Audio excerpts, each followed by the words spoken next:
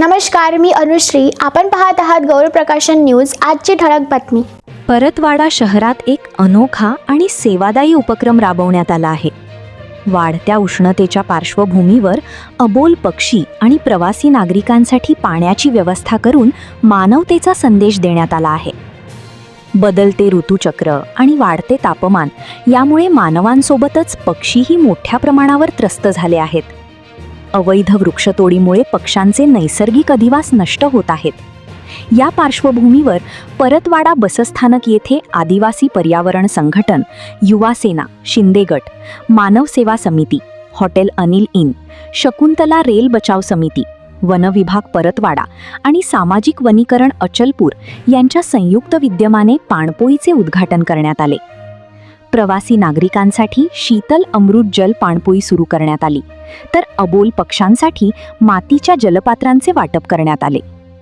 यावेळी कुमारी अधिरा सुशांत काळे या चिमुकलीने आपल्या वाढदिवसानिमित्त 50 जलपात्रे भेट देऊन एक आदर्श निर्माण केला.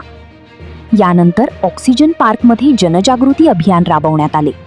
या कार्यक्रमाला नगराध्यक्षा रुपाली माथने, आगार व्यवस्थापक जीवन वानखडे, सहाय्यक वनपाल सचिन वानखडे, सामाजिक कार्यकर्ते अनिल पिंपळे तसेच अनेक मान्यवर उपस्थित होते.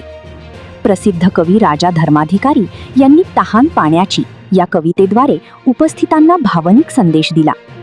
नगराध्यक्षा रुपाली माथने, प्रितेश अवघड आणि इतर मान्यवरांनी आपल्या मनोगतातून जलसंकट आणि पक्षी संरक्षणाबाबत जनतेला आवाहन केले.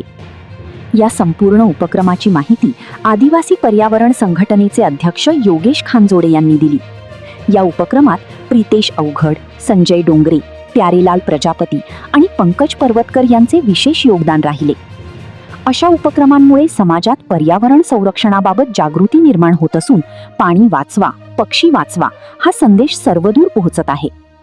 तुम्हीही आपल्या घरासमोर पक्ष्यांसाठी पाण्याची व्यवस्था करा, कारण त्यांनाही जगण्याचा अधिकार आहे.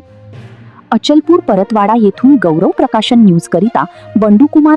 आपणास गौरव प्रकाशनची ही बातमी कशी वाटली कमेंटमध्ये अवश्य लिहा. गौरव प्रकाशन चॅनलला लाईक करा, शेअर करा, सबस्क्राईब करा. धन्यवाद.